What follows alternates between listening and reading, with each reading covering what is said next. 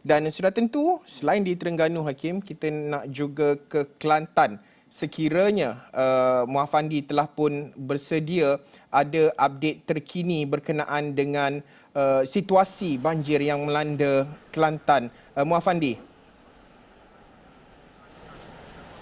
Ya, Ashraf. Apa yang saya boleh kongsikan pada waktu ini, mangsa banjir yang berpindah ke pusat pemindahan sementara terus meningkat pada angka melebihi 26,000 orang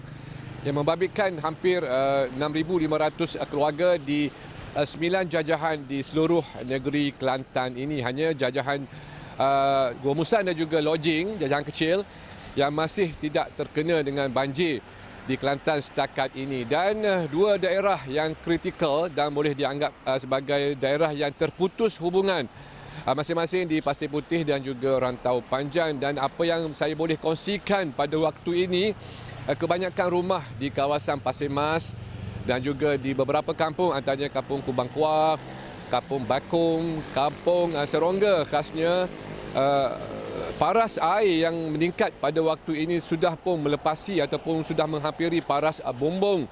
dan hanya kenderaan bot sahaja yang boleh memasuki kawasan tersebut. Seperti mana juga yang berlaku di Rantau Panjang ketika ini, walaupun mereka sudah 4 kali pada tahun ini berdepan dengan banjir,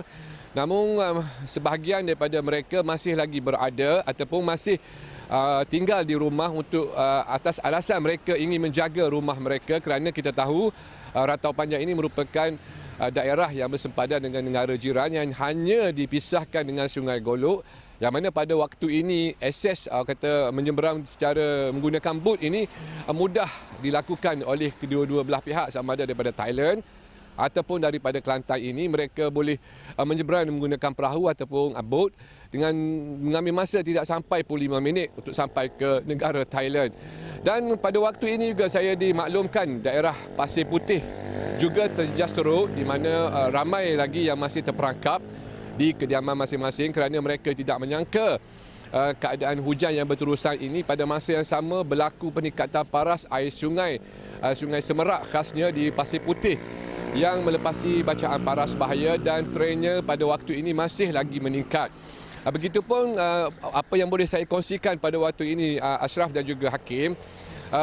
saya sedikit lega dan juga pihak berkuasa termasuklah Kerajaan Negeri Kelantan sedikit lega kerana hujan yang turun ini tidak membabitkan kawasan pendalaman Kelantan. Jika hujan sebegini lebatnya ataupun berterusan selama lebih daripada 30 jam ataupun boleh dikatakan lebih daripada 48 jam berlaku di pendalaman Kelantan khasnya di kawasan Merapuh ataupun di kawasan Gua Musang, saya kira mungkin peningkatan paras air Sungai Kelantan di Kuala Kerai akan meningkat secara mendadak dan ini boleh menjurus kepada banjir buruk pada tahun 2014.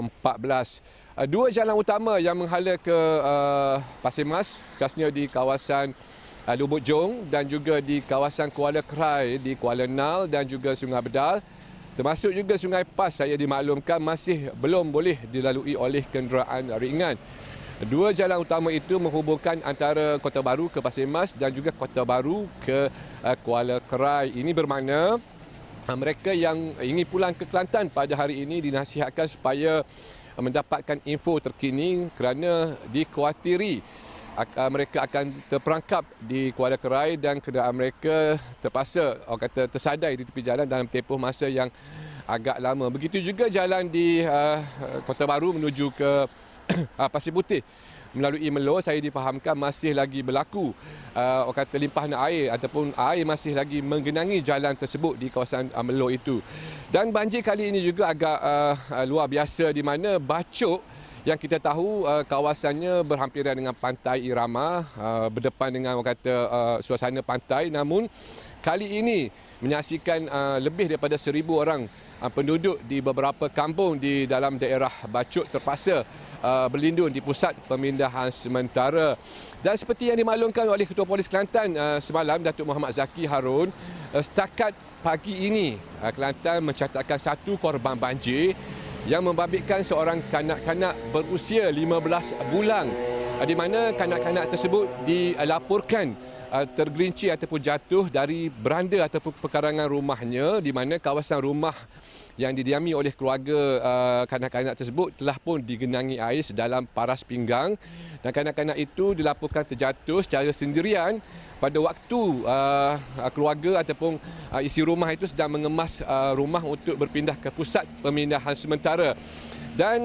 sudah pasti apabila berlakunya korban banjir ini, perkara utama yang perlu kita tumpukan adalah soal keselamatan anak-anak kecil. Untuk itu, pihak polis telah mengingatkan rakyat Kelantan khasnya supaya mereka tidak menganggap banjir yang berlaku pada hari ini sebagai satu pesta. Kerana kita tahu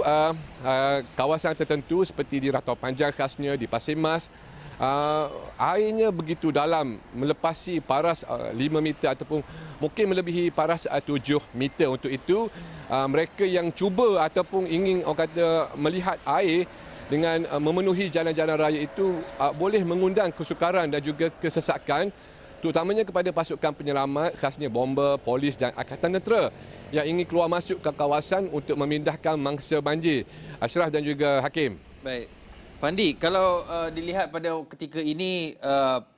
kalau ikut laporan ramalan kaji cuaca ataupun Jabatan Meteorologi Malaysia, hujan lebatnya sampai tempoh hujan lebat berterusan sehingga ke hari ini. Pada pemerhatian Fandi sendiri, pada ketika ini keadaannya, adakah nampak gaya-gaya sudah nak reda ataupun cuaca bagaimana keadaannya? Ada nampak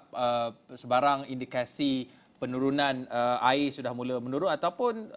masih ada ramai lagi yang berpindah keluar dari kediaman mereka menuju ke PPS? Baiklah Hakim, seperti yang saya nyatakan sebentar tadi, masih lagi berlaku operasi pemindahan mangsa banjir, terutamanya membabitkan penduduk atau mangsa banjir terperangkap, kerana semalam saya dilaporkan daerah Ratau Panjang dan juga di kawasan Pasir Putih khasnya banyak panggilan yang diterima oleh pihak berkuasa minta supaya dipindahkan, mereka telah terperangkap. Dan seperti telah dimaklumkan oleh pihak berkuasa sebelum ini, pada waktu malam pasukan penyelamat sukar untuk menjalankan operasi pemindahan kerana kita tahu malam kebanyakan tempat ini sudah diputuskan bekalan elektrik, jadi kesukaran untuk masuk ke satu tempat itu risikonya amat tinggi sebenarnya Hakim. Dan pada waktu ini masih terdapat 6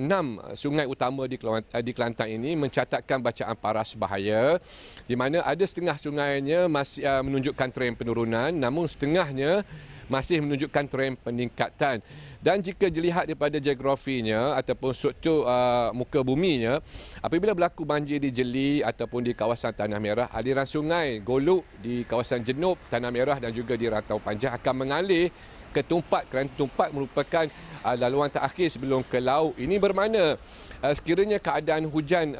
berterusan hari ini, dan masih lagi hujan setakat ini walaupun tidak lebat, namun saya dilaporkan hampir kebanyakan tempat di Kelantan ini mengalami hujan sebegini, hujan renyah-renyah, kadang-kadang lebat, kadang-kadang sederhana. Dan sudah pasti apabila aliran sungai yang meningkat di Sungai Golok ini mengalir untuk keluar ke laut melalui daerah Tumpat, saya kira dan jangkaan saya mungkin dapat menyaksikan bilangan mangsa banjir ataupun penduduk Tumpat ini akan bertambah, dan mereka yang dipindahkan ke pusat pemindahan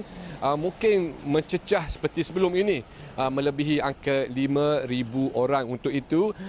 bagi penduduk yang berada di daerah Tumpat, mereka perlu bersiap sedia dan juga kalau boleh berada dalam keadaan siap siaga supaya memudahkan operasi dan juga memudahkan pihak berkuasa memindahkan mereka dan tidak menunggu di saat akhir bimbang, kerana berlaku seperti kejadian hari ini dan juga semalam, banyak penduduk ataupun ramai penduduk di kawasan yang seringkali dinaiki air ini, mereka mengambil sikap tunggu dan lihat dan akhirnya mereka terperangkap di penempatan mereka sendiri Hakim.